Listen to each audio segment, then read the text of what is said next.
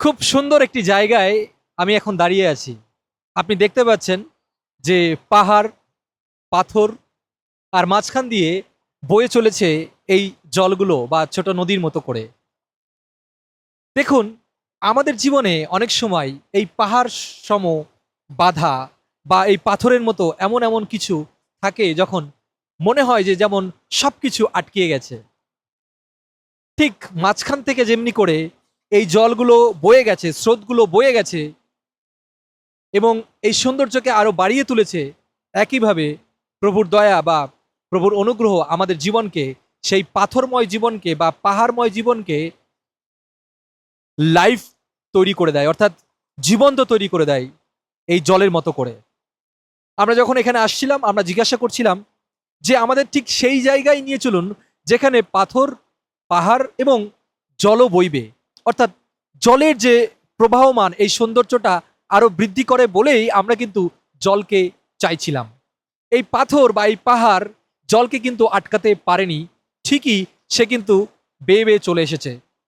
আপনি দেখতে পারেন যে কিছু জায়গায় খুব বড় বড় পাথর বা পাহাড় রয়েছে, কিন্তু এই জল বা এই স্রোত সে কিন্তু ঠিকই কোনো না কোনো পথ সে তৈরি করে নিয়েছে এবং তার যেখানে যাবার কথা সে ঠিকই সেখানে পৌঁছে গেছে।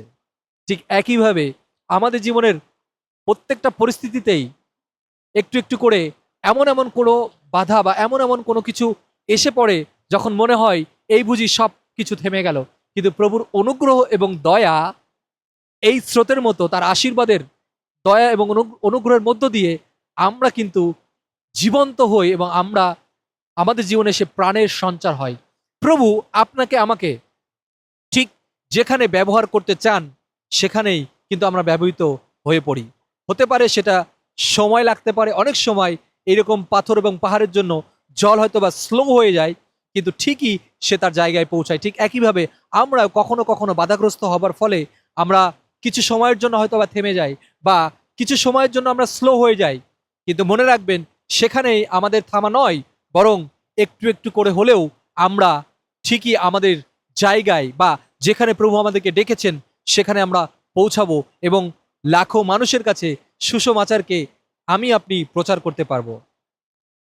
ছোট ছোট প্রকৃতি থেকে আমরা শিক্ষা গ্রহণ করতে পারি, এই প্রকৃতির মধ্যেও অনেক কিছু শেখার আছে। তাই আমি বলবো যে আজকে যখন আপনি আমাকে দেখছেন, আমার জীবনেও ঠিক একইভাবে অনেক রকম বিষয় থাকে বা ঘটে, কিন্তু সেখান থেকেও প্রভু আমাকে যেখানে দেখতে চান সেখানে তিনি এগিয়ে নেন।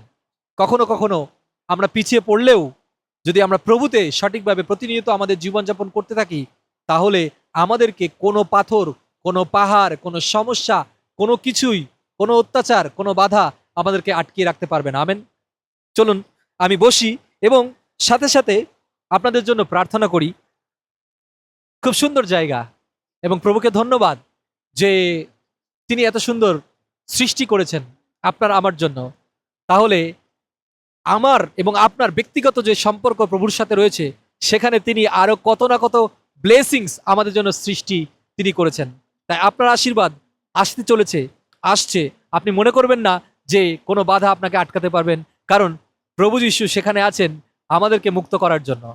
এবং এই যে সৌন্দর্যময় জায়গা আমরা যেমন ছুটে এসেছি দেখতে, বিভিন্ন বিভিন্ন জায়গা থেকে লোকেরা এসছে, আশেপাশে আমরা দেখতে পাচ্ছি, ঠিক একইভাবে যখন আমরা সেভাবে চলতে থাকবো আমাদের জীবন এত সুন্দর হবে, লোকেরা আমাদেরকে খুঁজবে, লোকেরা আমাদেরকে খোঁজ করবে, আমাদের কথা শোনার চেষ্টা করবে।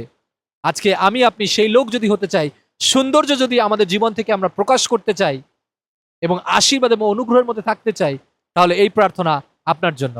চলুন আমরা প্রার্থনা করি।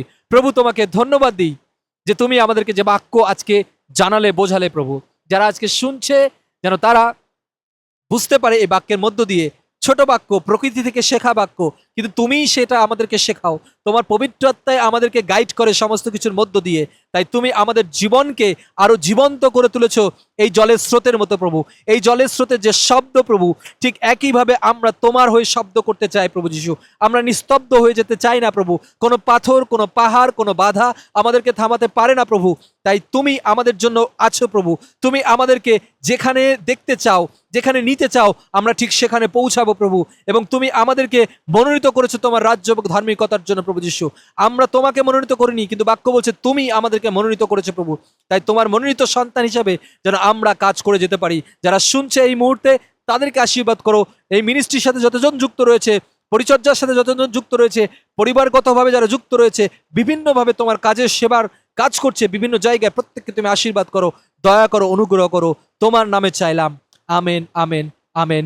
সকলকে জয় যিশু।